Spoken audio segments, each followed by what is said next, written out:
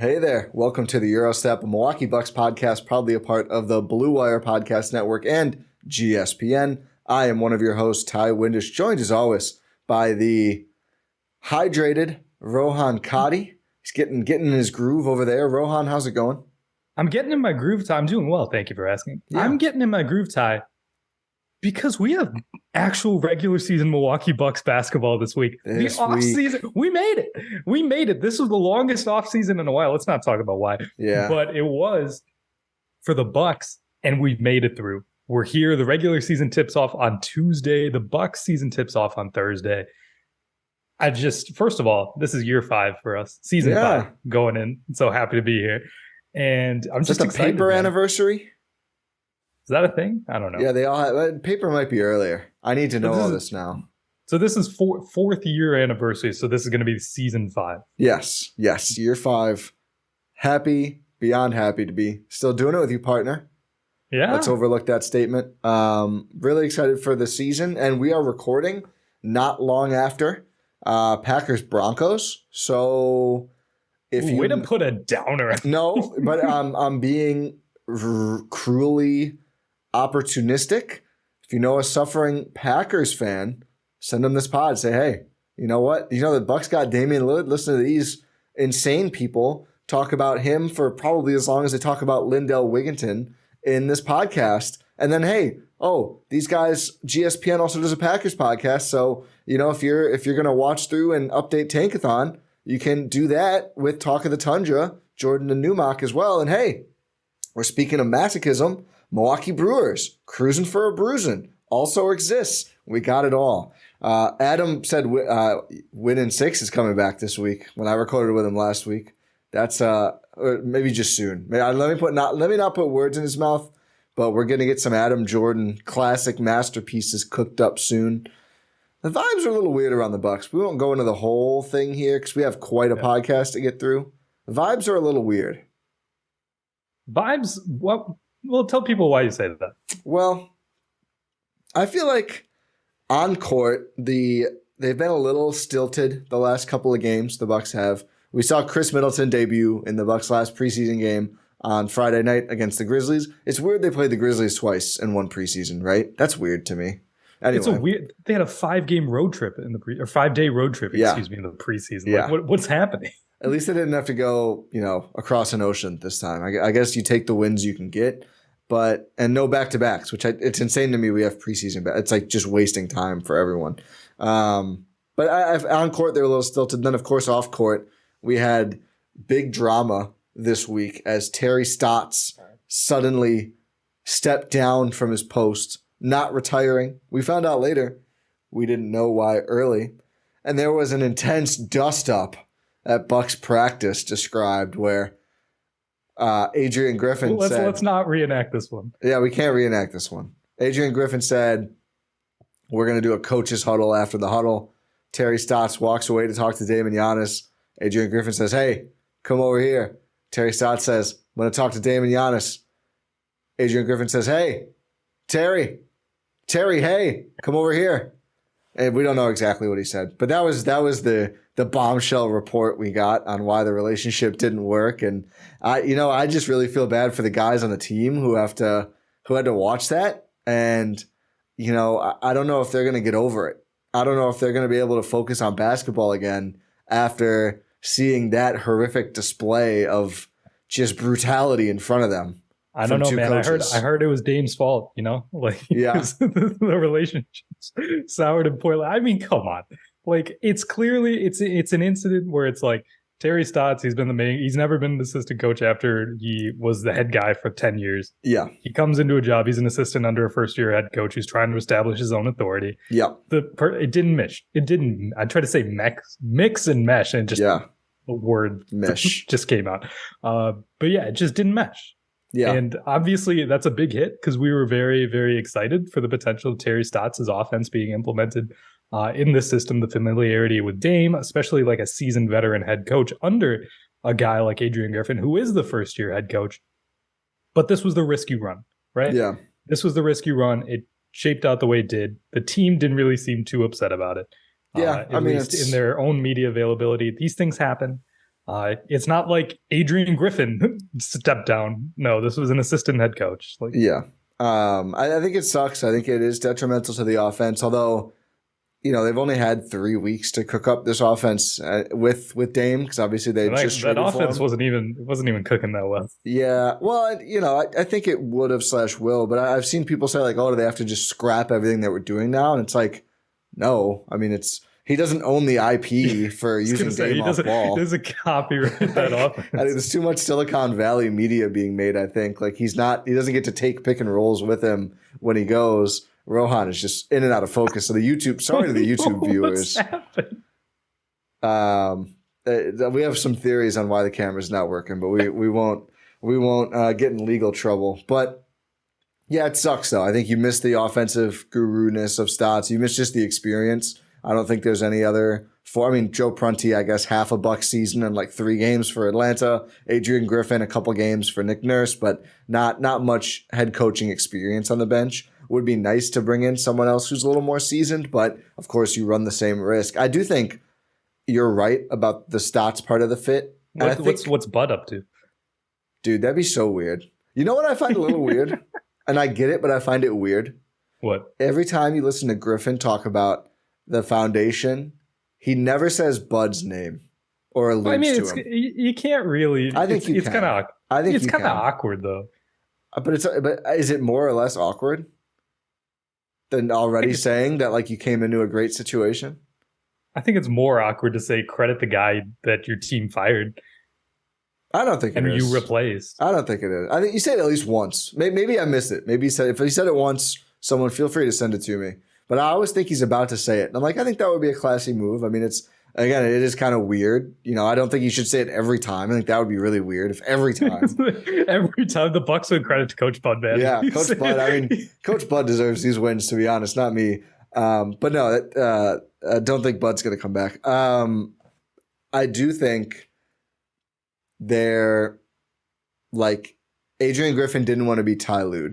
And to explain what I mean, Ty Lue was the Cavs' assistant coach before he was the head coach. Under David Blatt, who was a first-time head coach in the NBA. And a disaster, which hopefully Griffin won't be. And Ty Lue was not an experienced head coach like Stotts, but he was the lead assistant. And he was also the highest paid assistant in the league at the time, I believe. And kind of coup d'etat'd his way in. I mean, things kind of just happened too. I mean, Blatt was not good, and that certainly factored into it.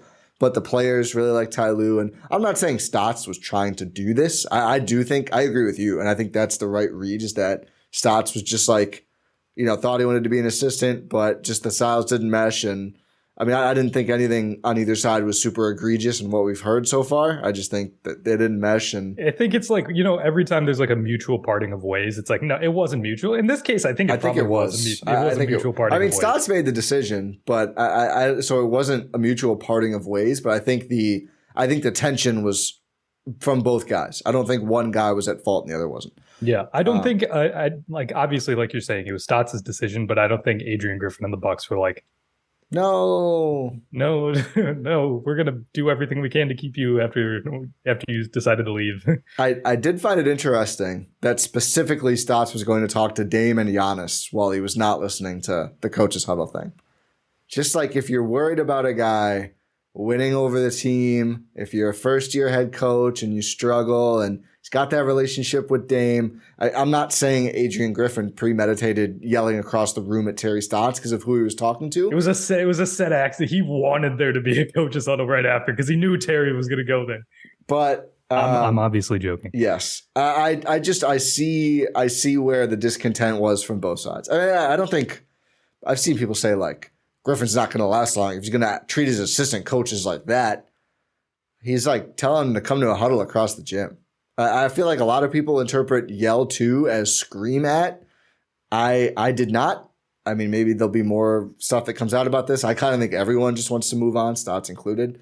But it doesn't sound to me like a dressing down, like he was screaming at him. Maybe he was. Who knows? Yeah. My read on it was everyone bullied Dame into posting a picture of those two on his Instagram story. He made it black and white, and I saw a bunch of people he's not dead. And I was like, that is the risk of when you try to make a picture solemn, but the person is alive.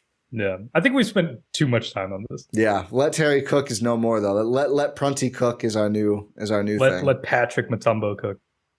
Sure. Not Patrick St. Andrews, I declare. Yeah.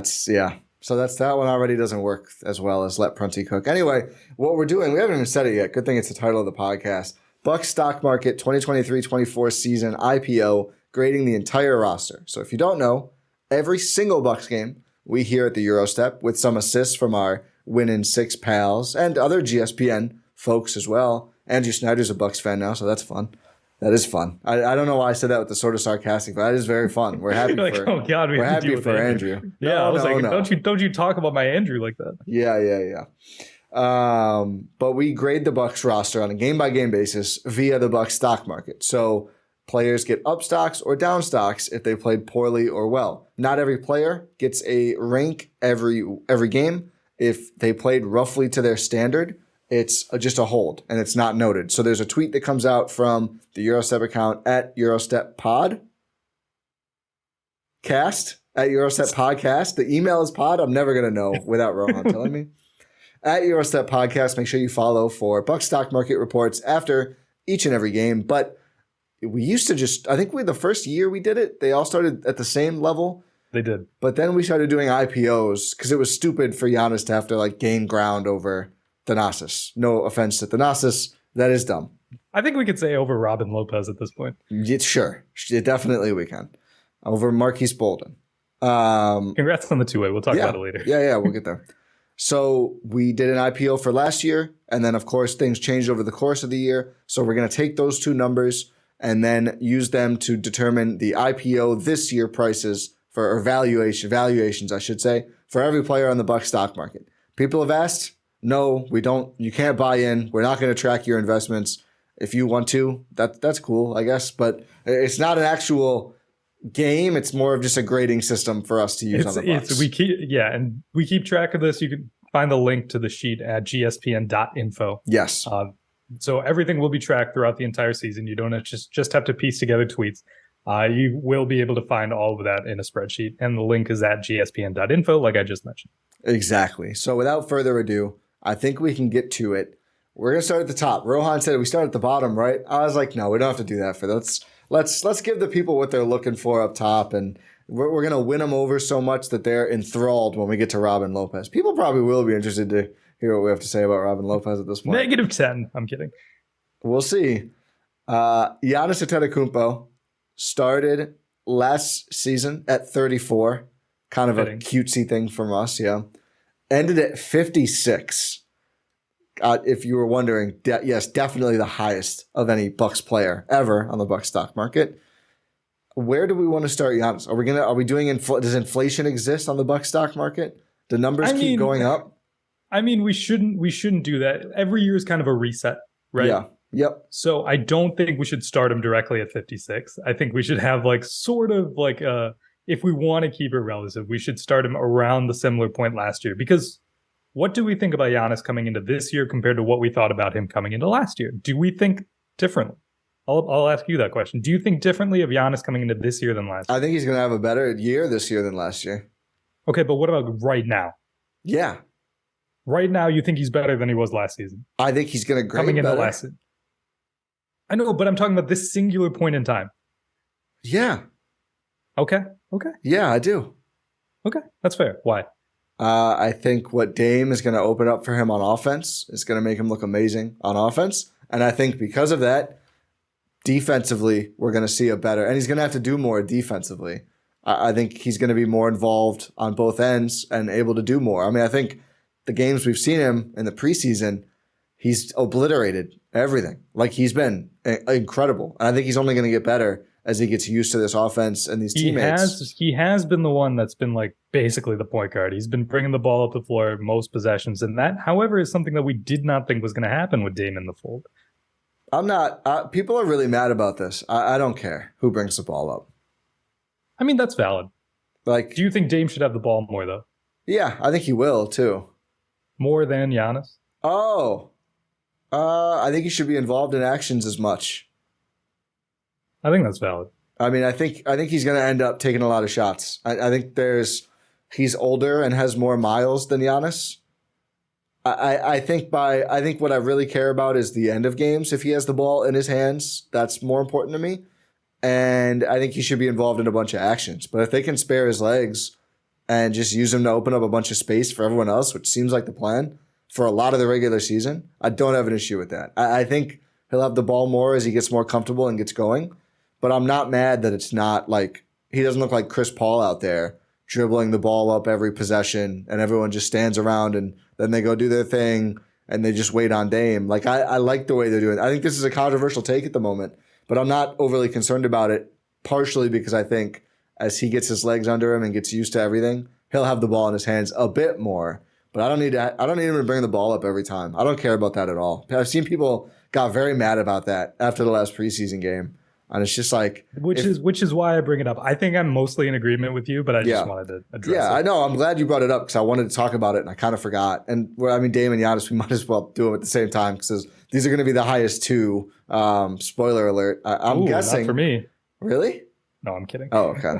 But like if Giannis dribbles the ball up and then like Dame sets a screen for him and pops, that's an amazing possession. I don't care. Like Dame has to bring the ball up before they do that. It doesn't matter. Giannis can dribble the ball up the floor. He's still Giannis. I kind of think there's a shiny new toy thing with Dame. And it's fair on one side because Dame is Dame and he's awesome. Giannis is still Giannis, though. Like, I know he said he'll set 40 screens. I think he will set a lot of screens. Like, I don't need Giannis to play like DeAndre Jordan just because they got Dame. If people expected that, I don't know what planet you're on. He's still Giannis. Like, he's better. He is the better player. Like, and it's his team, and he's more in his prime. Like, I don't know. I think the whole thing is way overblown because we literally haven't seen him play a real game yet. Anyway, I want to hear your thoughts in full. But this whole thing, I've just been like, we just want to be mad. Like, why is this like? I saw people pissed. Like, the offense is broken. So the offense isn't even formed. The offense, they don't know what they're doing on offense. Terry just left. Terry's gone.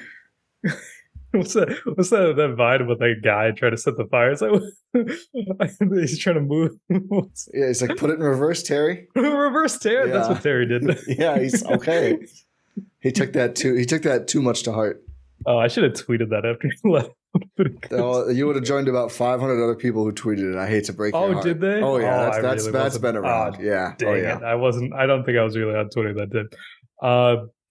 But my thoughts I think are pretty much in lockstep with you in that I think most of the concern comes from the fact that like Giannis during like his his media days, like, yeah, of course Dame's gonna have the ball in his hands more. Of course. And it's like, oh, what's going on here? I think it's just a guy like, first of all, those comments are gonna come like into fruition during the regular season and when games actually matter, like the postseason, not during preseason, especially when Dame is trying to get his legs under him, like you had mentioned earlier. Dame alluded to that. I think in interviews and social media where it's like, yeah, he hasn't had a full off season. He wasn't at a team facility. Like Joe Cronin was like surprised. He had a standoff with Joe Cronin when he showed up to the facility. It's like, oh, what are you doing here? Sort of thing. Not actually, but like mentally. So yeah, he's just getting into game shape. So it's like, yeah, you don't want to overtax a guy who's trying to get into game shape. But I do agree. Yeah, Giannis is the better player. Obviously, he's going to need the ball more, and because he is the better player. Like we had just talked about, he should be the one finishing plays. He should be the one who should be like doing the majority of the scoring, doing the majority of the assisting, doing like a lot of the playmaking. I do understand what a lot of fans are coming from, where it's like you acquire a guy like Damian Lillard, you want to utilize him to his fullest capacity because he's Damian freaking Lillard. Like you want him to be him, but also it's like, it's a thing you got to get used to. And the thing the Bucks are used to in general is Giannis just dominating the ball. And yeah, you're going to need to slowly incorporate Dame, not just immediately, because that goes against the crux of the whole team. Like this is Giannis's team. It's been that way for the last like a decade. Yeah. Yeah. Like if Dame's barely bringing the ball up and you know, as a secondary guy, a lot of the time in like December, maybe I'll be worried. I just think, you know, it's mid-October. Like he wasn't in a facility at all until 3 weeks ago. I don't think this is the final form of the offense. I don't think that's how teams really work. So I think it's all over. But anyway, Giannis's stock price. What do you think? We have to come to terms. We can't just say our own like we did for the playoff. I was thinking 37.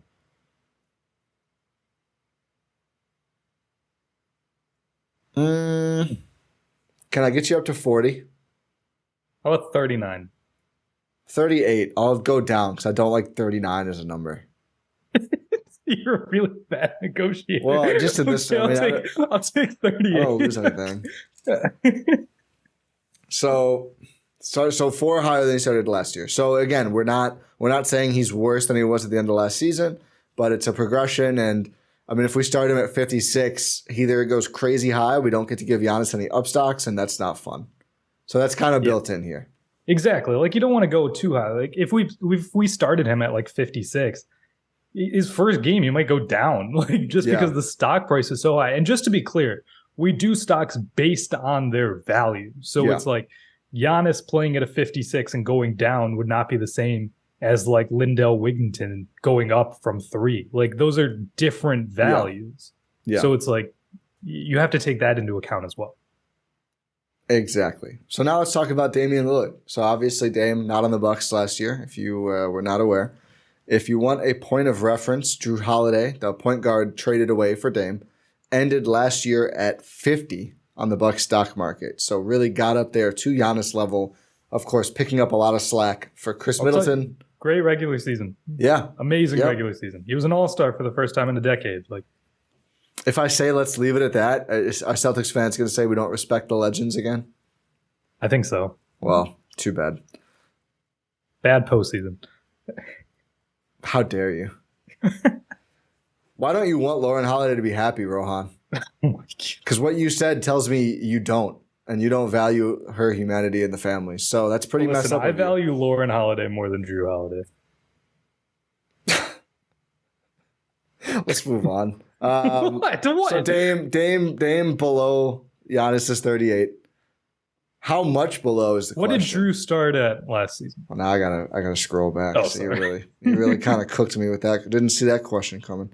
25. 25, and he rose up to 50. Basically, he doubled his valuation over the start of the season. I think we might have slotted him too low to start the season. Again, because we were left with a sour taste in our mouths after the playoffs. Yep. Sorry, Lauren Holiday, I guess. Yeah, how dare you. I think a solid starting point for Dame, because he is a higher caliber player than Jrue Holiday. Yeah. And since we started Jrue too low last year, I'd set a Dame at like 32. I was thinking 32 as well. I don't want it to be too close, but also, I mean, it's kind of. I mean, hopefully, it's kind of close to Giannis. I hope we set him a little back, and then Dame kind of catches up to Giannis. Is my hope for the season. I think 32 is good. I might even go 31, but 32 works. Yeah, I like 32. Again, it's. I think we have to bake in as good as he was last year. He's never had a supporting cast like this. Yada yada. So he should in theory look even better. I'd say this. Seen some active hands from Damian defensively. I'll tell you what. Yeah, I really have seen that as well. He's trying out there. Like, you can't fault. Like, he genuinely is trying. And this is the same thing that we talked, like, that you had talked about with Giannis on the defensive end. He's going to have less of a burden on the offensive end, which leads to him being more active on the defensive end. Same could be said for Dame. He himself has said this, I believe, at Media Day, where it's like, I don't have to carry the entire offense. So I can actually brought it up. I thought it was really interesting that he said that. And he said, like, I can do more defensively. Yeah. I mean, he's never going to be like the best defender, obviously, because of his size. But I think he has like the same wingspan as Jrue or something ridiculous. Yeah. I think he has like a 6'8" wingspan, if I'm not mistaken. Wow. I could be wrong. Please correct me if I'm wrong. But yeah, it's just like he can't try. Again, he's never going to be the best. I don't even think he's going to get to the level of a guy like Steph defensively, who's, by the way, like, I know you know this because you know ball, but like, Steph is like a solid defender now. He does have a 6'8" wingspan. Oh, good. I'm not just making things up. Okay. No. Wow. Didn't know that. So I think Dame can actually improve on the defensive end. And, is anyone looked at as smaller at a 6'4" frame with a 6'8" wingspan than Damian Lillard? I feel like I'm guilty of this too. I'm like, oh, the little guy Dame. And it's like, wait, he's way taller than me. Not way. He's like 2 inches taller than me. I am not 6'2". I appreciate you. He is a good 4 inches taller than me. You're not 6', 6'1". You're canonically 6'1". That's true. He's 3 inches taller than me. But when he's got shoes on, he might be more like 4. Anyway. But he's got those freak fives that Giannis gave him. There we go.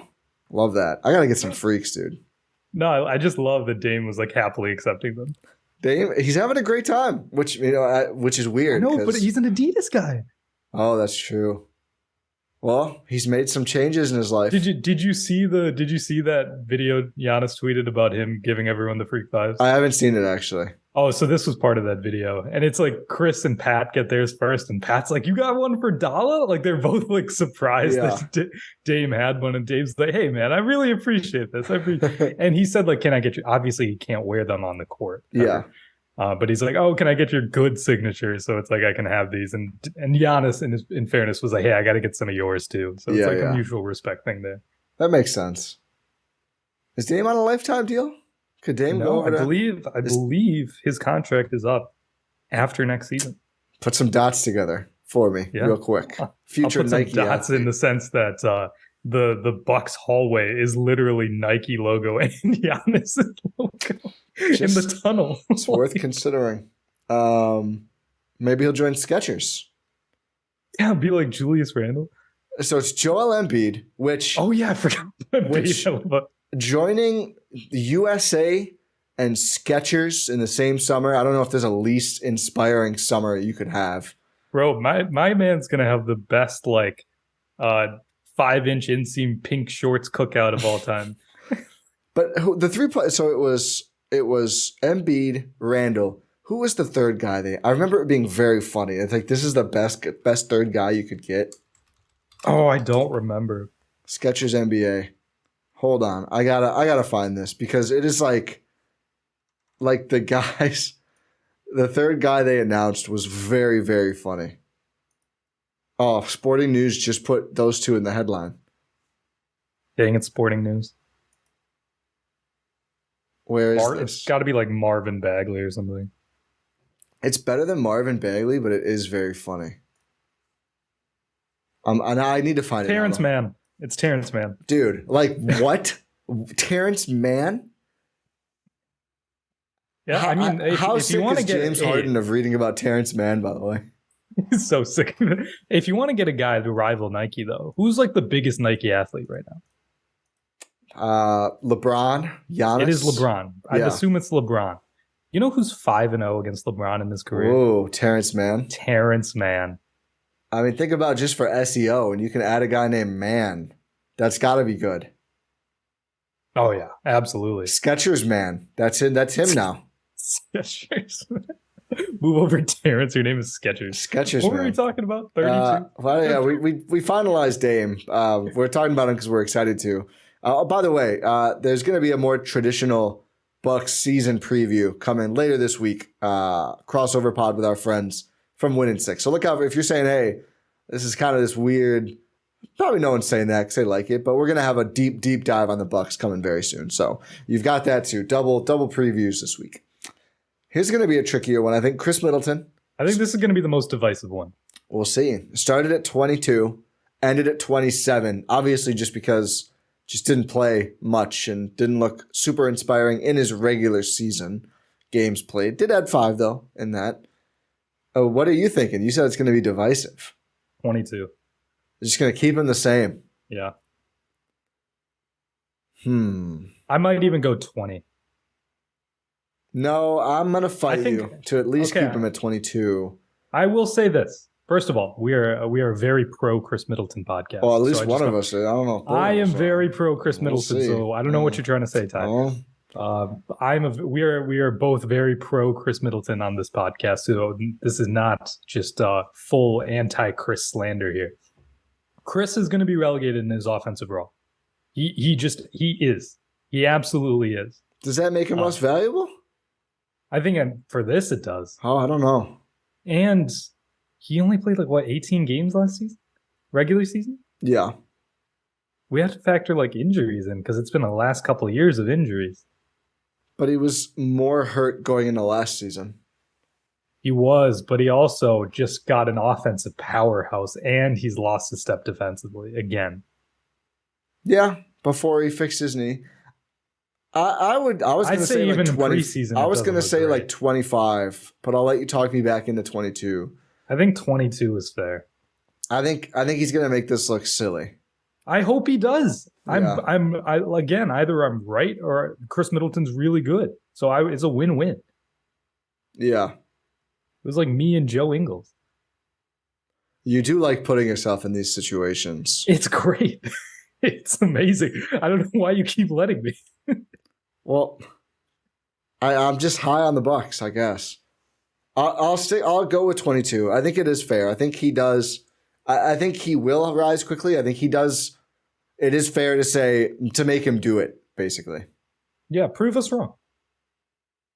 Because we know he can. Like Chris Middleton is out here posting thirst traps. Like, yeah, like anything's possible nowadays. He's hungry for the Bucks stock market up stocks. He is. I hear that's what they talk about after games. It's like immediately go to the Eurostep podcast account and see we are the PFF of the Milwaukee Bucks. They all probably hate us. Yeah. I've seen Thanasis tweet out like those upstock emojis before. So it's like I do see a lot of people. It's obviously a reference. I do see a lot of people doing stock up, stock down stuff now. Hey, it's all you, man. You started this. I mean, I don't want to say it, but you did. I did. I do want to say it. I did. Anyway, Ty Windisch stock up. Rohan Katti also stock up. Brook Lopez, 35 up stocks last year. Started at 10, which just looks silly now. Ends at 45. I mean, I got to think higher than Chris. I think so. I'd say put him at around, I'd say maybe, I'd be fine putting him along with Chris or like a 24. I mean, certainly not going to be 10 again. Also, last year was a magical season for Brook Lopez. It was. Do we think he keeps that same level? No, but we're not putting him at 45. I know, but I'm just saying, like, do we think he has the ability to rise like that again? I think he deserves credit for that more than skepticism that he can do it again. That's valid. That's valid. What number are you thinking? I'm thinking like 24, 25. Honestly, 25. 25 works for me. And again, maybe he doesn't get as many up stocks, but I think the big fella. You could talk me into 26. Here. Let's just say 25. Let's not get carried away. Because he is, I know I said I don't want to punish him for having a good year last year. I also don't want to make the expectation that he's a top 2 defensive player of the year finisher every year. But he did hold that level all season. It might be top 1 with Jaren having to play full-time center. That's true. And also their team falling apart around them. Steven Adams out for the year. Yeah, just feels awful for Steven Adams. Yeah, but I mean the Grizzlies are. I mean, I like their under before. It's first option Jaren Jackson Jr. at the 5, and then Bane, Xavier Tillman. They're saying Santi Aldama is going to play center. I don't think Santi Aldama is a center personally, but we'll see. Maybe Santi Aldama proves me. That's already enough Santi Aldama for the podcast. I think 25 looks like Dwight Howard's making a comeback. Oh, you get back on the next plane from Taiwan. I saw, what was it, Fast Break Breakfast, great Grizzlies content. Yeah. They were like, Marc Gasol's only 38. I was like, man, you guys are in mud. Well, when 6'8", horrendous. When either Jaren or 6'8" Xavier Tillman is your only center options, it's not ideal. Yeah, Brandon Clark missing. He's out for a lot of the year, I would think. Because that was like, what, was that playoffs or just late in the year that he... I think it was late in the year. Yeah. Mid to late in the year that he tore his Achilles. Yeah. That's a brutal one. But yeah, 25 for Brook Lopez, I think is good. Just a bit above Chris. He will be the 3rd highest on the team. I feel very strongly about saying that. And I mean, listen, nobody really started close to 25 outside of the big 3 last year. So I think it's still a big jump for Brook. I think it's a deserved one, but also I don't want to put him like too close to Dame because I mean, I love Brook. There are levels to this. Dame is Dame. Yeah. That's all that needs to be said. That is all that needs to be said. First of all, I also love the vibe. Like you said, the vibes were off, which is also like fair at the start of the podcast. But I just love like the videos of the guys just embracing Dame time. Oh yeah. Yeah. And even Dame like making in that video. Quarter. Yeah, exactly. And even that video I was talking about earlier, it's like Pat calling him Dalla. I guess that's just what they call him. It's just fun. I want to clarify. I don't think the vibes in the team are bad at all. No, I understand. Yes. No, but I'm glad you said it because I think it's a good clarification. I don't think the team is like, oh, Terry Stotts. Like, I think they're super excited. I think they're realistic about, taking a little time to mesh, but I don't think there's anything wrong within the team. I think it's like, and I think some of it may be other Wisconsin sports permeating. I watched Wisconsin volleyball on Saturday night. Amazing game against Nebraska. Let me set the scene for you. 2 18-0 teams. Number 1 and number 2 in the country. Incredible game. Goes to the 5th set. Heartbreaking loss. But as my first time watching volleyball, I was like, this is a great sport to watch. Yeah. I'll tell you what, I'm terrible at volleyball and therefore do not like it, but it is fun to watch. I can serve a little bit. I cannot return the ball at all. I don't know how they do it. I cannot play volleyball, and I don't understand why. I just usually I can pick up a sport and not embarrass myself. I think it's really different than a lot of other sports. Volleyball, I will embarrass myself at. Well, I think it's a whole different, no other sport. You're like, let me use my forearms to accurately hit a ball. It's totally different skill set. It's so difficult. Yeah. And no, my teammates were like, "Oh yeah, you're decently tall. You have long arms. Just go play at the net." No, bad. Yeah, because if you time it wrong, you're hitting it into the net. You're just killing. Yeah, it's hard. Yep. Volleyball's hard. Yeah, respect to people who can actually do it. Real respect. Nebraska and Wisconsin. Yeah, amazing game to watch. Anyway, don't know where that came from necessarily. So on the sheet order, I put Pat and Bobby because I put the sheet together a while ago. I think we should do Malik Beasley next. Okay. Because he is going to be the 5th starter. And I think that it's only right to actually, maybe his value won't be higher than those two, even if he is the 5th starter. Maybe not. But I do think let's go with him next because he is going to be a starter. So for reference, Pat started 14, ended 17. Not a good regular season for Pat last year. Good playoffs, though. Bobby started 14 and ended 28. And because you will ask me, Grayson Allen ended 21 and started 10. So we actually started Grayson below Pat and Bobby. So maybe we will do the same for Malik. We'll see. I don't think 10 is right. I'll say that from the jump. 10 is not right. I don't think he's going to be as high as Grayson got to. I think he could. I think he could get there, but I'm not going to put him there now. Again, I think, and I don't want to say this a billion times over this week, preseason is preseason for the good and the bad. You can't just formulate ironclad opinions on a 3 to 5 game sample of preseason basketball. For sure. It's like people will point to the fact I think he was tied for the most made threes in preseason with 17. I mean, that may be I think that could hold up. He's going to be the league leader in threes tied. Is that what you're saying? Potentially, yeah. I do not think that is going to happen. I mean, it'll be Steph. The non-Steph leader. Yeah, it'll be Steph. It'll be a guy like maybe Buddy. I think Malik could credibly do it with Bud. I mean, Buddy's got the weird contract thing, and his team's not as good. Bane's probably going to beat him out. Yeah.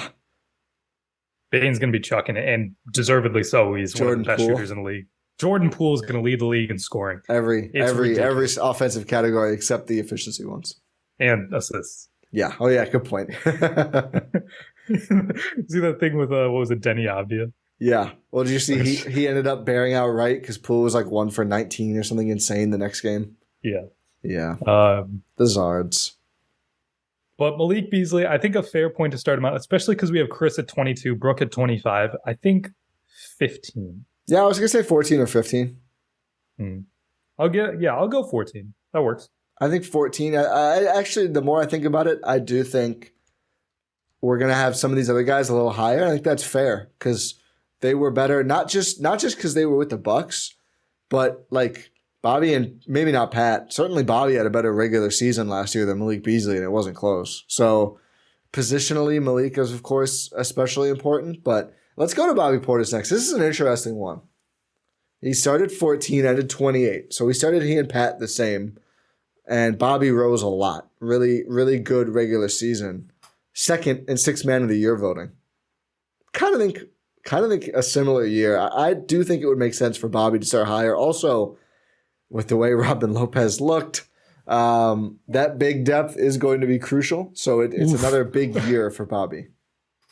Yeah, I think Bobby's poised to have a big year, like he said, as he has said the last like 2 years, I believe, or last year, not 2 years, but then Brooke got hurt. He does want to win Sixth Man of the Year, like that's a Yep. goal for him. And he came second last year, lost He's it a out to winner. Brogdon. Yep. Yeah, Brogdon. Right? Hilariously. Yeah. I thought it was going to be quickly for a second. I was like, no. No. I say as I go out of focus again, but I think Bobby, a good place to start him out is probably a little higher than Malik Beasley. Yeah. And I was thinking like around like 17. 16, 17 is good. I like 17 for Bobby. Yeah, I think 17's fair. I mean, start him off higher than he did last year because he did have a great regular season. Yeah. And not a bad playoffs by any stretch, really, compared to the rest of the Bucks. I am interested to see. I feel like he's shied away even more than taking threes. I don't love that. I think it's more accommodated on this roster though, right? Mm-hmm. Like switching Drew for Dame means if Bobby wants to be a roll man and shoot a bunch of mid-range jumpers, I think you're probably okay with that now. I think you are too, because you have more shooters around you. Theoretically, you have more shooters around. Way more. I mean, everyone except Giannis who's going to play is going to be a plus shooter. I guess we'll get to like MarJon, maybe Crowder, Andre Jackson, but like the heavy rotation minutes guys. Yeah, that's fair. That's valid. You want to have some interior threat. I wouldn't even be opposed to him getting to the rim more. Like that's something he tried to do more last season than ever, and he may not be the best at it. That drive again, the one drive in preseason, the one he didn't take the three he should have, but he did get to the rim. Yeah, it'll be interesting. Yeah, so I think 17's fair. Pat Connaughton. This is going to be an interesting one because he started last year at 14, ended at 17. I say as I need to figure out my camera. Yeah, it's like he didn't have the best regular season at all, like you had mentioned earlier. Not a great regular season at all, and I think he might be. He has a chance to be lost in the shuffle here. I think. I don't know about that. I don't think he will. To be clear, he was last year though, so not a crazy thing to say. I mean, he got benched. He has a chance. He does have a chance though, because they have so many guys around him. Like you have boss man Jay Crowder. We should say that again. Yeah, sort of a segment. I feel so bad for that one. He was in the chat. Did you see on the live didn't. we did? Oh, he thanked me for clarifying. Oh, perfect, amazing. Yeah. But like, yeah, like because boss man is poised to maybe have a bigger role. You got guys like MarJon, you got Andre Jackson Jr. who can sort of come into the fold. Like you have these rangy guys on the roster, and depending on how Adrian Griffin approaches this, because he is very, very different in the way Bud approached it. I think Adrian Griffin has talked about how he wants his young guys to play to get that experience in the regular season, and that may lead to guys like Pat getting shuffled out. So I might start lower than 14. I disagree. Okay. I don't think. You think he's the same? He's going to have the same as Malik Beasley? I would say one higher. Really? Tell me why. Well, the regular season wasn't great, but the playoffs were still ideal. And I still think I still think he's just good is the main reason. I think he is a good team defender, even though he didn't have the greatest moments in the playoffs. I think he's a consistent clutch shooter. I think we've seen him do some fun short roll stuff. He's been driving more in the preseason. I just think he's a good all-around player. He's still going to be important. And, I mean, he had probably an equal regular season to Malik Beasley and a much better playoffs, all things considered, even though, again, Malik was on a different team. The Bucks are a wholly different team. I was going to say 15 for Pat. I might go 14. I'll settle with you on 14 because you said you were thinking about going lower. I'm okay with starting him the same as Beasley. Yeah, because again, these are guys who could, like, in theory, like switch places during the season, maybe. Yeah, I mean, it's. I was just thinking it's going to be really fun to track how those 14s evolve over the course of the season for both guys. And I really like the Bucks stock market, not just as like a tool for us to. I think it's good for listeners. Personally, I love going at different points in the season and looking at the changes and looking at like, because I feel like it's so easy to get locked in the present, and you kind of I forgot we were really low on that guy coming in. He gained like 10 in 3 weeks. Like he really rose fast. That kind of stuff fascinates me. So these two guys, I'm gonna love to see how they evolve. Hopefully, love to see how both evolve over the year. I'll be really interested to see it for sure. Rohan, tomorrow as people listen to this, not as we record it, but this week, the NBA season is here, which means you now have a chance to 100 times your cash on daily fantasy basketball. Basketball has never been more exciting than it is now with players like Giannis Antetokounmpo, Damian Lillard. These other guys like Steph Curry, LeBron James, Luka Doncic, Kevin Durant, sure, I guess. Chris Middleton, I would put in that group personally. Brooke Lopez. Brooke Lopez for sure. What you should do, what you can do and should do, is pick more or less on stats for each of these stars, again, all on roughly equal footing, in categories like points, rebounds, three-pointers, steals, double-doubles, and more for up to a 100 times payout on Sleeper. Get your picks right and you could win big. Use promo code EUROSTEP, GYROSTEP, no space, EUROSTEP, and you'll get up to a $100 match on your first deposit. Terms and conditions apply. See Sleeper's terms of use for details.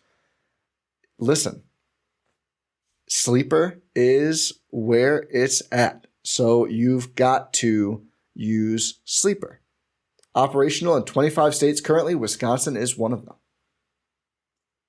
I mean, it's a good place to make your picks, isn't it, Ty? It's a great place to make picks. We did make picks. We are going to share our picks each week with Sleeper, who is hanging out with us during this NBA season for at least a portion of it. So do you want to share yours first? I said I have a secret. I didn't share mine with you yet. Yeah, I haven't finalized my picks because I want to make another one. So one fun thing about Sleeper is they have these promo picks sometimes, and it's like the one of them that's really easy and simple to make is Klay Thompson. It's like, is he going to score more or less than half a point? Yeah, that's easy money. That's easy. You're going to pick the over on that, or I'm going to pick the over on that. Excuse me. And also, one thing I went with was Quentin Grimes also had an over-under of a half for blocks. I went under. That was a sneaky one for me because this man, he's 6'5". He only had like 26 or 27 blocks in the entirety of the last regular season. I went under on that. Another one I went with was Clint Capella getting over half a block, so getting a block. The Hawks are going to need it for sure. I'll tell you that much. Yeah, that's a good one. So my sleeper... My higher lowers, I also did the Klay one. I mean, 0.5 points for Klay. If Klay does go lower than that, I'm pretty concerned, but hopefully not. If he doesn't score. Yeah, that's not ideal for Golden State. I did a Suns double down. I did KD and Booker. It was the higher lower was 1.5 threes made, and I took higher on both. So if KD and Booker both sink 2 threes, I'm clear. I like that enough. Yeah, that's fair. It's not as researched as yours. I just said good basketballers make threes. That's what I went for with. And I feel good about that. Not a slam dunk like Klay's, but very, very doable. But anyway, Sleeper, more than 5 million active users, safe, fast, easy, withdrawals. You know, you got to get into it. And also, we've been using Sleeper for fantasy leagues as well. This is a true story. So buddy Shu, I know this sounds very Bill Simmons of me, but my buddy Shu asked me if I wanted to get in on a fantasy league. Shout out Shu. Yeah, shout out Shu. And I was like, is it a sleeper, like a pick every week, or is it ESPN 9Cat or whoever else 9Cat? And he's like, oh, it's not sleeper. It's the categories. You have to set lineups every day. I was like, I'm not doing that. That's not for me. Sorry. But anyway, thanks to Sleeper for supporting the show. Very much appreciate it. And hopefully our highers go higher and our lowers go lower. Rohan is anti-Quentin Grimes, we learned. Yeah, sure. I'll be anti-Quentin Grimes. Sorry, Knicks fans. It's a pretty safe position to stake out. Sure. I guess I'm a Clint Capella stan. Yeah, I kind of am. I actually think people are too low on Clint Capella. But anyway. I think he's too low on Clint Capella because he's too short to be a center. But luckily they have Onyeka Okongwu coming up behind him there in Atlanta. So another undersized center. Yeah. Bossman99, Jay Crowder, I think is this logical place to go next, as I think the next guy will be in the rotation the most. We gave him 10 mid-year, kind of just gave him the Brooke Lopez, Grayson Allen position. Ends up at 15. Then, of course, we didn't factor in the playoffs because it was kind of a different deal, and we also didn't have a unified pick, so we couldn't. But was pretty much a consensus -4 for the playoffs. So that kind of brings him back down to that 10-11. I feel like he's gained some ground in the team, but fans and analysts are still skeptical, Where are you at on Jay Crowder, Rohan? I think I'm a little higher on him coming into the season, which is very funny considering how I felt about him at the end of last season. And as free agency rolled around, one, because I didn't think he was going to come back for a minimum to this team. And two, it's like, yeah, just the playoffs left a sour taste in everyone's minds. But after the Damian Lillard trade, after Drew Holiday was traded away, defense became more of a premium. You need guys like that, and Jay Crowder has the opportunity to seize a role that's in front of him. I was advocating for him earlier in the season as a potential earlier in the offseason, I should say, as a potential fifth starter for this team. I think I'm a bit higher than him than most. Higher on him than most. And even with that, I might go with like an 11. Oh, wow. That was a pump fake. I thought you were going to throw him in the 14. No, I think at 11, especially considering what we saw in the postseason last season, which was an absolute abject disaster. Yeah.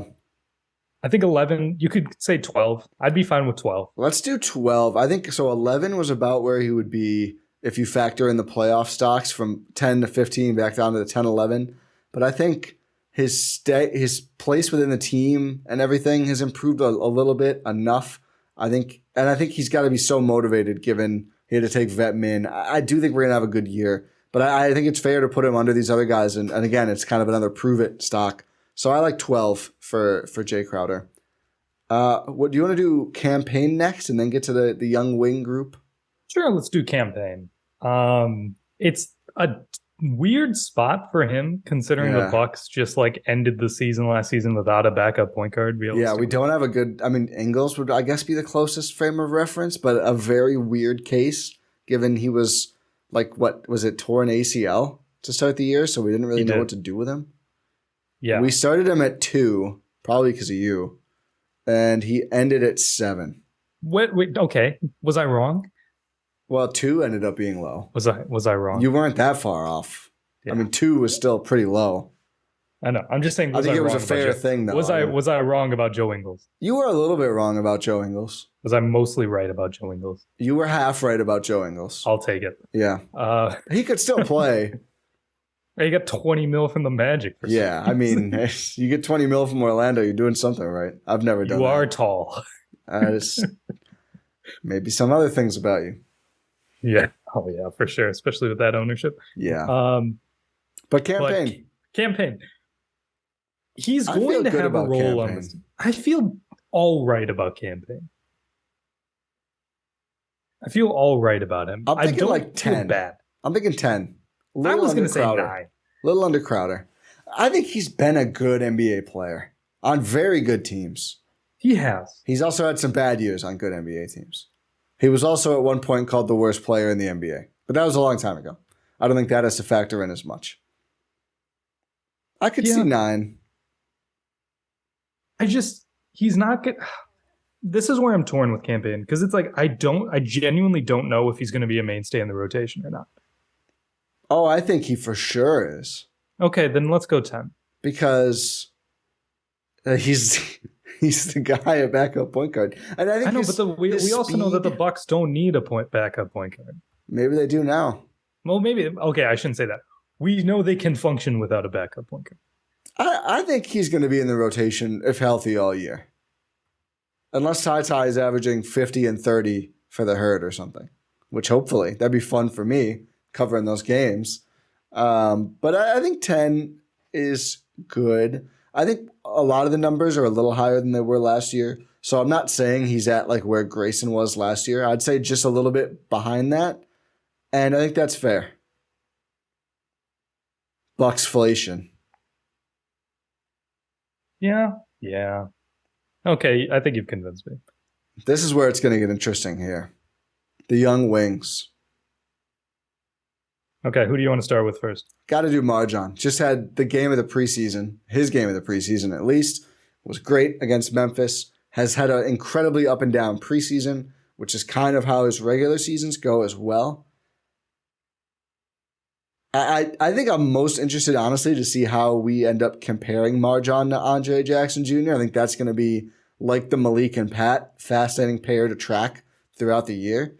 But what are your initial thoughts on MarJon, who is like maybe in the rotation. That's the thing. We don't know realistically. It's been an up and down preseason, which is fair considering he's had up and down play, like you talked about. I'm a MarJon guy. Everyone knows this. Like, Since before day one. Literally since before day one. I am the reason he is on the Bucks. John Horst is a big fan of the podcast. Thank you, John Horst. Yeah, we will talk about it. Your stocks later. Yeah. But MarJon, it's so difficult for me to project because even though there's a new coaching staff who likes to play young guys, it's still like you don't know. You don't have a firm grasp on. I don't think he's outplayed the guys potentially ahead of him, like Pat, like Boss Man, like Malik Beasley, who's a starter. Yeah, he hasn't outplayed those guys. Like, sure, he's done some scoring, but like, I don't know. It's either here or it's not. You don't know what you're getting on a game-to-game basis. Like, I don't think he's outplayed the guys next to him, much less the guys in front of him. Who are the guys next to him? Andre Jackson Jr., AJ Green. I think he has. I don't. I think Andre Jackson Jr. had a better preseason. I think he did because we had lower expectations.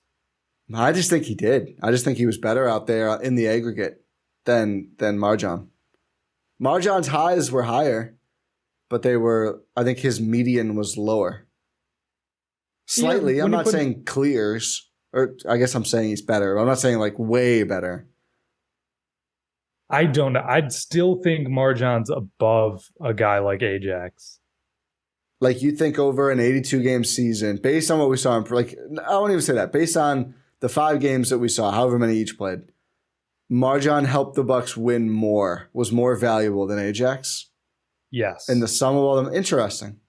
I would say that. I would say Ajax. He can. I feel like he can do more. I don't know if I agree with that. I know Ajax made some shots. His shot's still disgusting. Yeah. And I do not believe that is going to hold up at all. We saw some bricks from Ajax. I mean, we did from MarJon too, so I got to be fair. Yeah. I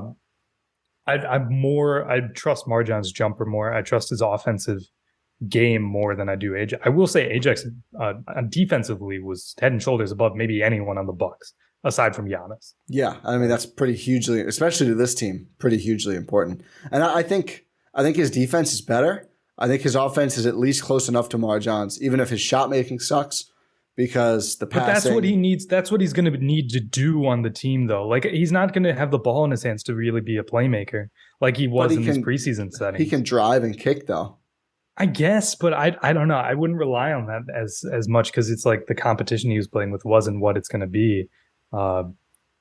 It's I don't know. I think MarJon's offensive game fits more with like the Bucks' main rotation than Ajax. If he hits shots, it does.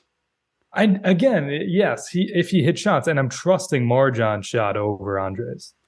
My point is, I think MarJon has to hit shots to fit. I don't think Ajax does. I think Ajax does too. I think the connective tissue stuff. You can't have a complete non-factor on the offensive end. But I think he can be a factor on the offensive end without hitting threes.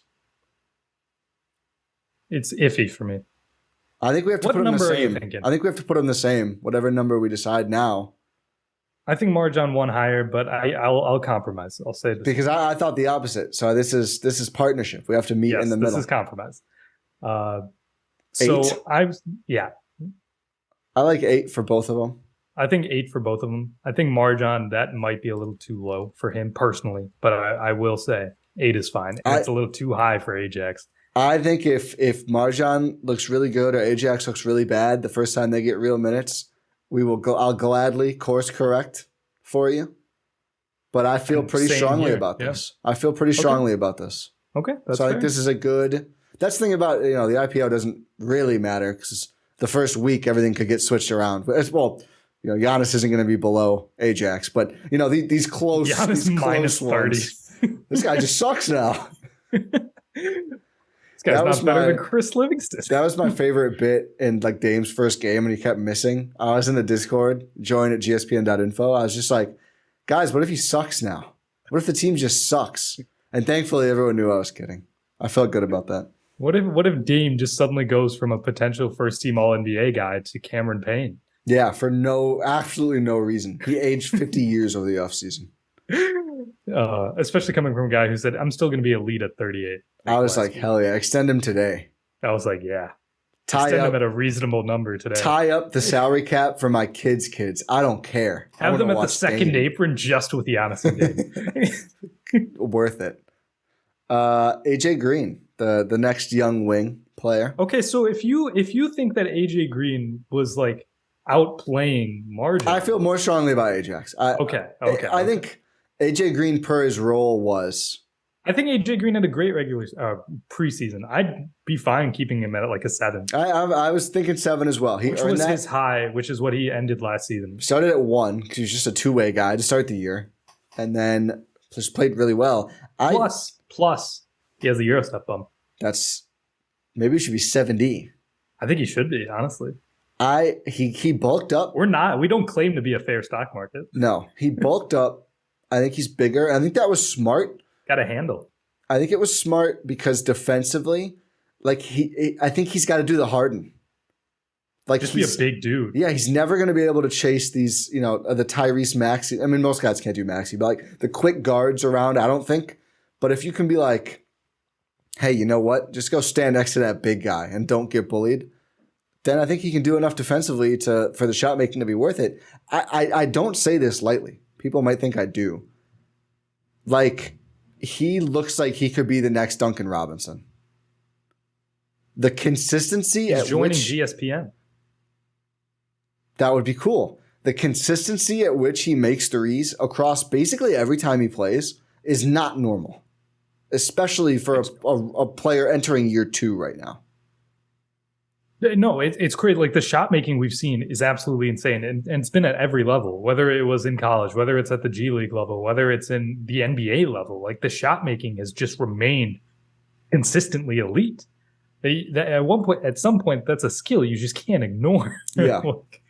And especially with his frame, like he's got a bit. How tall is he? 6'5"? 6'5", I think. Yeah. He's got a good frame. He bulked up, like you mentioned. Just be a strong guy that doesn't get like pushed around. And be an elite shooter, like you can sort of take that Kyle Korver meld, really. Yeah, I mean he's a little smaller than Kyle Korver, who's like 6'7" for no reason whatsoever. Yeah, you just take that mentality. I think it'll work out really well. I agree. All right, so good. We covered that. We feel good about that. Oh boy. So where do we go from here? We have to do the 2 ways last, and then Griffin after that. Let's just get Robin Lopez out of the way. I was gonna say Thanasis. We can do that one quick. He started at 2, ended at 3. I'm fine keeping him at 3 because he had a good preseason. What about 4? 3.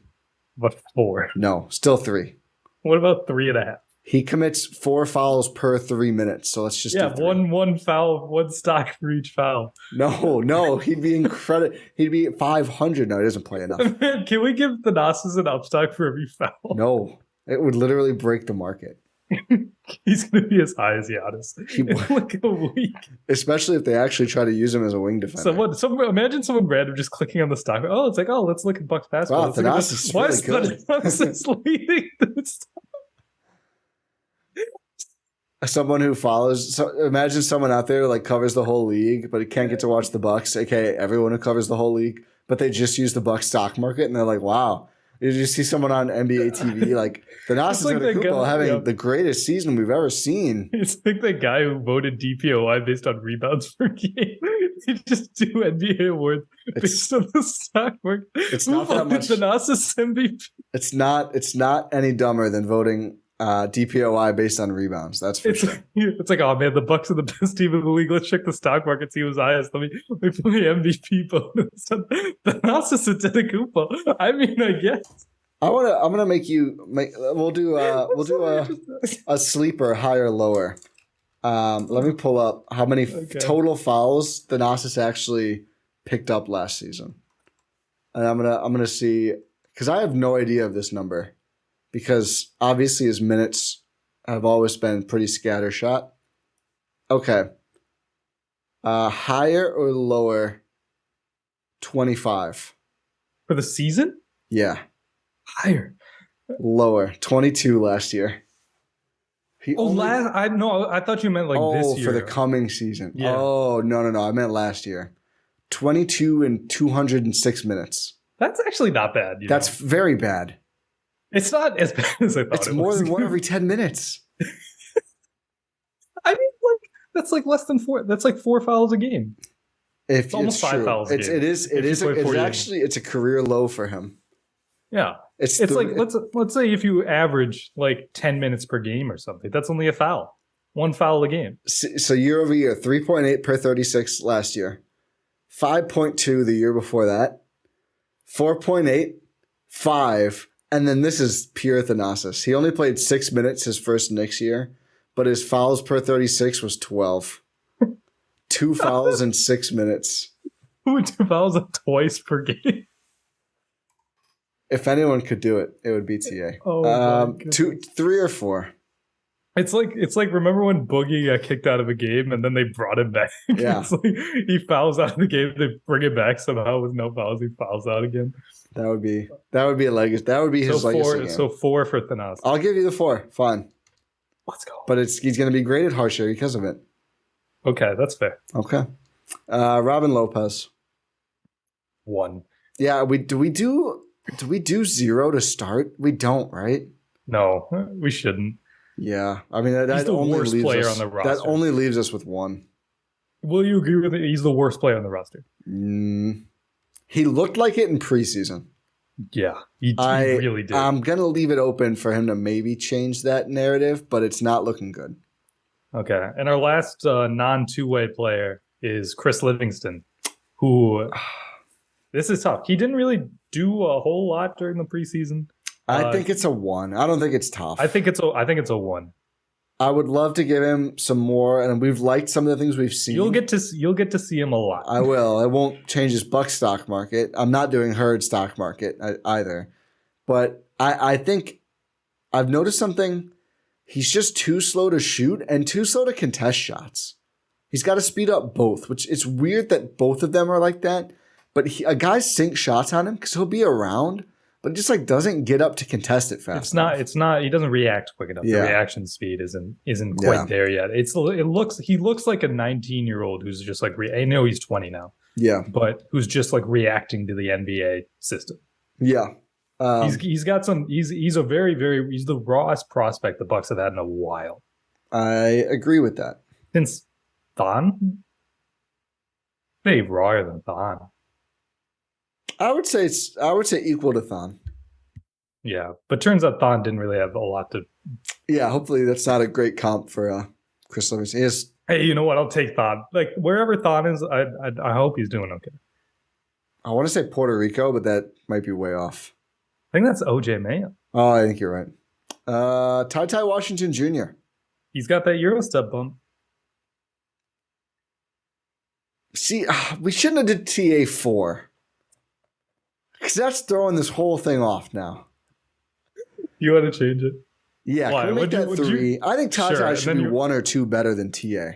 Okay, let's do Ty. 1 better, 4. 4. Let's do Ty at 4. I'll give you that. So he's going to be, I think, clearly the highest of the two-way players. I love how you're just focusing on Ty. Then you just look at me why did I let him give the assist 4? Well, because I'm I don't want to make Ty a 5 because that's right by AJ Green. I think there is a bit of a gap there. Not just based on who's on the two-way, but as high as we are on Ty, over an NBA season, he has not had as good of a season as AJ Green. I think that does mean something. Maybe has the biggest shot to really skyrocket here. I'll say he maybe has the biggest potential to. I don't know if he'll have a real shot. Okay, potential. Potential is a good way to put it. Payne and Lillard are healthy a lot. I don't know if he'll have the chance to play enough, but I think he's a good enough player that he could triple this pretty easily. Also, Thon is in the CBA. Canada? China. Oh, China, duh. CEBL is Canada. Got it. Wow, that's pretty okay league. At least a top 20 basketball league. He put up 7 points in their game today. Oh, that's concerning. 7 points, 3 rebounds. That's concerning. That's rough. Anyway. Not going to let you do a whole Thon. We've done a lot of Thon this offseason. I can't wait Can't wait for the real games. We're so close. We did a whole pod on Thon in 2020. Well, that was a good idea. That was a good pod. That really was a good idea. If you're unaware, we did a butterfly effect of Thon Maker's trade request, and it was elite. It got the Raptors a championship. It did get the Raptors a championship. So that's all Thon's fault. Partially Rohan's fault. Lindell Wigginton. He is the most proven guy out of the two ways, for sure. Did not have a great preseason. Did not at all. I mean, I will say he had an outrageous block that the Bucks are still promoting on Twitter for some reason. It's like I saw that on my feed. I was like, why is this still being promoted? Wait, like paid promotion or shared? Yeah, paid. Oh. It's like I woke up still thinking about this play, and it's a Lindell block. There would be. I don't get X.com promoted things that have engagements. It's so sad, the ones I normally see. So that's not a good look for the Bucks. But yeah, Lindell, I'd maybe keep at a 3. I'm thinking 2.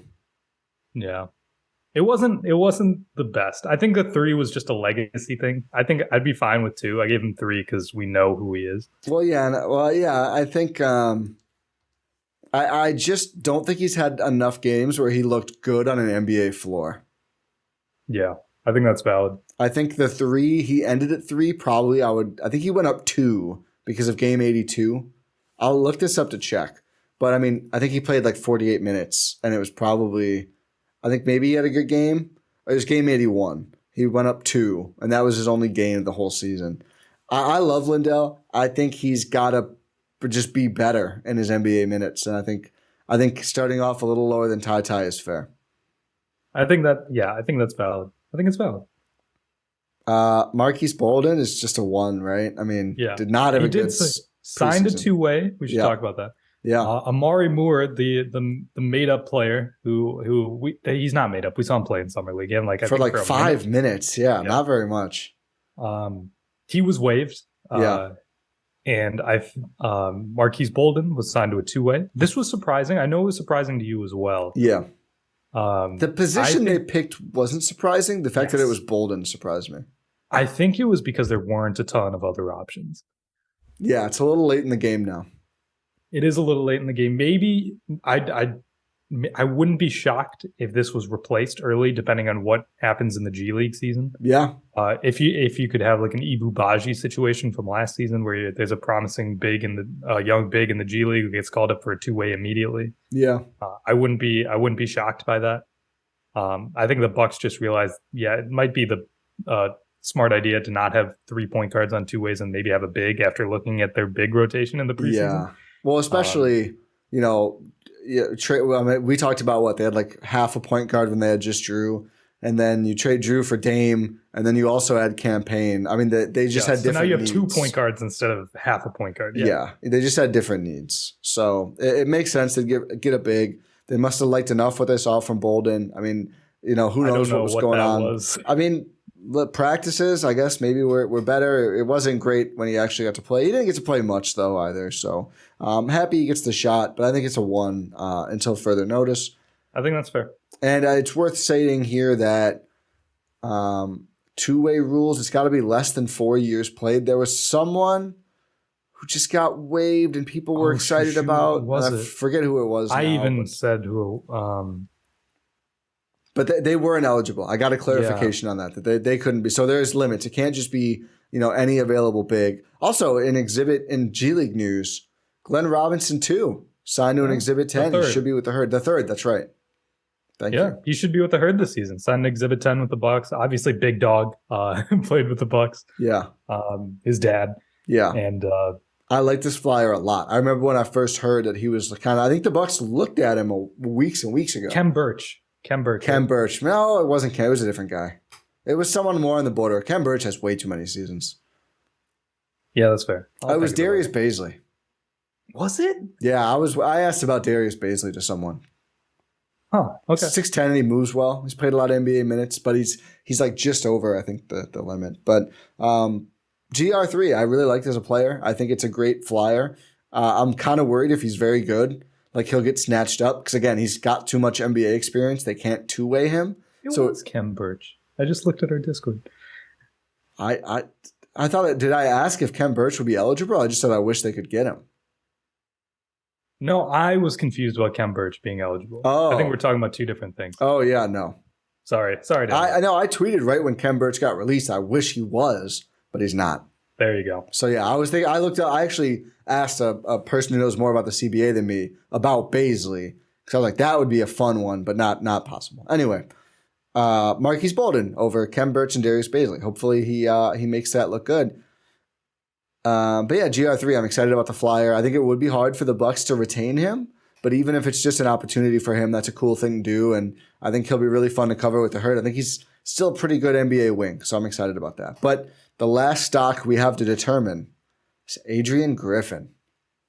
First-time head coach. So Bud started last season at 5. Oh, God. He ended very poorly. At 2. At one point, he was down to 0. Yeah. I will also say one thing we don't update nearly as much as the players is the coach. It's hard to do. It is really hard to do game to game. It's more when we do coach valuations, it's more like we've noticed a trend in the last week. Yeah. And it's like, then we have to do it. Because it's difficult to go game by game with a coach, but we will do it after like a little trend of like, oh, this was really good, or oh, this was really bad. Yeah. I think 2 is fair. I was going to say 2 or 3. Less than Bud for sure. As much as people may have not liked Bud, you knew he was a pretty excellent NBA coach, even if there were going to be some playoff issues. Yeah.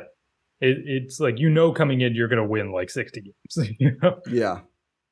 I would push for 3. I think there's... 3 or 2. But it's like, I said 2 because it's like, we genuinely don't know.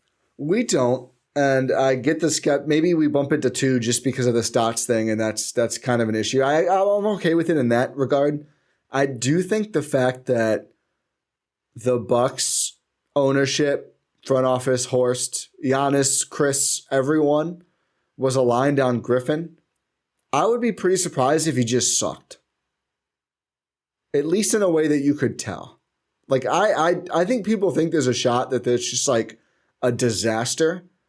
I would be pretty shocked if for no other reason than like the push-pull of NBA with how important star players and everything are. Like, I don't know. I think there's a bit of a higher floor than people think, personally. Saying that, I'm still saying a lower floor than Bud, but I would just be stunned if it was like, oh, he's actually horrible.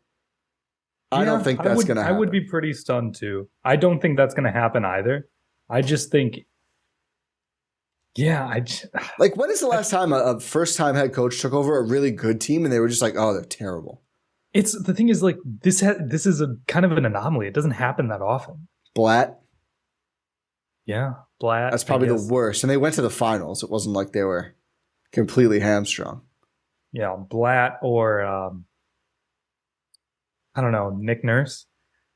I mean, that one worked out. Kerr obviously worked out. I don't think the Warriors were as good as the Raptors were. Yeah, they weren't as good, for sure. But it was still like, the pieces were there. I mean, they developed more. But they'd won a title. I think literally the only one is like... There's probably a bunch historically. Yeah, a bunch historically. But like, it's a rare occurrence is all I'm saying. It's worked for the Lakers a couple times, I think. Everything works for the Lakers, Ty. Yeah. It does. Really, I hate it. Yeah. I hate it so much. But I think part of it is, I don't know. I think he's qualified to be a head coach, certainly. And I don't know. I maybe it's just because I don't think like coaching it makes as outsized of an impact. I think it's obviously very important. I don't think they're just going to be like, oh yeah, you can tell he's bad and they're just not very good. I think the job is harder though. I'll say 2 because, and I do believe this, even if it's not as important as maybe it seems, it is an L for your head coach to pick a lead offensive assistant and then the guy ends up resigning before the year. Like, it is a bad look. I know everyone said, oh, it's a bad look. People got tired of hearing people say it, but it is true. Like, I don't think you should just be like, oh no, it doesn't matter. It is a bad look. It's not great, especially no, it's bad. Like you were saying, like right before the season starts. Yeah. I think 2. Yeah, I'm good with 2. And again, hopefully, I mean, it's not going to make a huge jump, I don't think, but hopefully he ends up at least better than Bud last year. There's a chance he has. I'll tell you what. It's probably unfair, but he has there's higher opportunity for him to go up compared to Bud. He's got a better team, and he has the opportunity to implement a lot that we haven't seen differently. Yeah, compared to Bud, it's like literally the difference is what could make him go higher. Yeah, like just in styles of play. Like we're gonna be like, oh my god, they throw out a zone defense for 10 minutes, boom, up stuck. Like that's not unfair though, because Bud could have done that and just didn't. No, yeah, that's fair. That is so. I mean, he found something that worked, but I mean, there were clear limitations to the lack of flexibility, and they were never really addressed enough.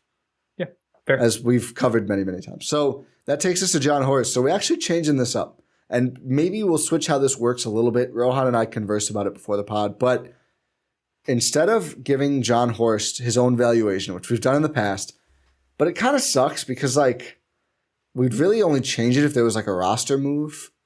Or maybe someone just really didn't work out, but that felt very arbitrary. But since putting all of this together is Jon Horst's job, we just decided to average the valuation of everyone else. And that's Jon Horst. Because it's literally, if everyone looks good, then Jon Horst did his job. If a bunch of guys don't look good, then Jon Horst didn't. So for comparison's sake, and I hope these numbers are wait, let me try to do something quick. Does this change? It shouldn't. No, because I have NAs in, so it's giving a bunch of zeros at values for the last year. So I don't have a good year-on-year comparison. But currently, Horst would be sitting at 11.6. That's the average of every other valuation on the Bucks stock market. So obviously, it's going to be raised a lot by the guys at the top, but that's also kind of how NBA teams work too. So I think that's mostly fair. But if there's big falls from a bunch of players in the middle, and Giannis and Dame don't go up a lot, we will see that fall. And I think it'll be really interesting to track over the season, how much different does that number end up? Also, of course, if he, as he usually does, swings a trade to bring in someone like Crowder, who we value fairly highly. It's going to be a defensive forward. Yeah, it always is. But if he brings in someone that's good and replaces players who we didn't like as much, that's a obvious, very quick boost to Horst's score as well, which is what happened last year. Crowder was rated a 10 from us at the jump, and the players who went out were not. Yeah, I think it's also like it's a good way of measuring like just the team, and we just attribute Jon Horst to it. Yeah, I mean that's all you can really. I mean, we will obviously break down all these transactions as they happen and over the course of the season, but from this perspective, yeah, I think this just makes more sense. I mean, this is his job. Everyone looks good, then Horst nailed it. Yeah, what a good idea, Ty. Thank you. Yeah, appreciate it. Make sure you get the credit for that. Yeah, thank you. Yeah, I think we've done it then. We've set the IPO. Should we just like go through and just read these out? So Giannis is going to be starting at a 38, followed by Dame with 32, Brooke at 25, Chris at 22, Bobby Portis at 17, Pat Connaughton and Malik Beasley at 14, Jay Crowder or Bossman at 12, Campaign at 10, MarJon and Ajax at 8, AJ Green at 7, Ty Washington at 4, Thanasis at 3, Lindell at 2, and Chris Livingston, Robin Lopez, and Marques Bolden at 1, with Adrian Griffin being at 2. And Horst is at 11.63157895. 2 significant figures, Ty. So technically we should round up to 12, but we'll do 11.6. Okay. There we go. Bucks stock market IPO 2023-24. Can't wait for the season. Which tips up on Thursday. For the Bucks. Yes, against the Philadelphia 76ers. Yeah, but it tips off regularly on Tuesday. Make sure you get those picks in on Sleeper. Yeah. Use promo code Eurostep for your first deposit, by the way. Hell yeah. And we will have, like Ty mentioned earlier, a full Milwaukee Bucks season preview with Adam and Jordan. I almost said Ty and Jordan. I was like, I'll be there, that's though. Right. Yeah. But it'll be the full GSPN Bucks crew breaking down the Milwaukee Bucks this upcoming season. That should be coming fairly soon. But hope you all enjoyed this episode. Make sure you subscribe wherever you're listening to this podcast or watching on YouTube. So make sure you subscribe on your podcast platform of choice. Subscribe on YouTube. Turn on notifications. Hit that bell, as they always say. Engage in the comments. Great stuff always happens there. Apologies again to the boss man person. It's just so funny. It's so funny to me. It's so funny. I was showing my girlfriend that. She was like, "No way did that actually happen." Yeah. Because I mean, it's completely our fault. Yeah. But we fixed it. We righted the wrong. Yes. But yeah, make sure you engage in the comments. Check out gspn.info for the link to the Buck stock market, as well as everything GSPN, all of our podcast links, whether that's Eurostep, Win in Six, Talk of the Tundra, Cruising for a Cruising, Make Time for This. All that can be found at gspn.info, as well as our Substack, our Discord entry link, all that fun stuff. gspn.info. Ty, this is going to be a great season. Really looking forward to it. Year 5 of this version of the Eurostep. Let's get it. Pod random, and we will talk to you next time.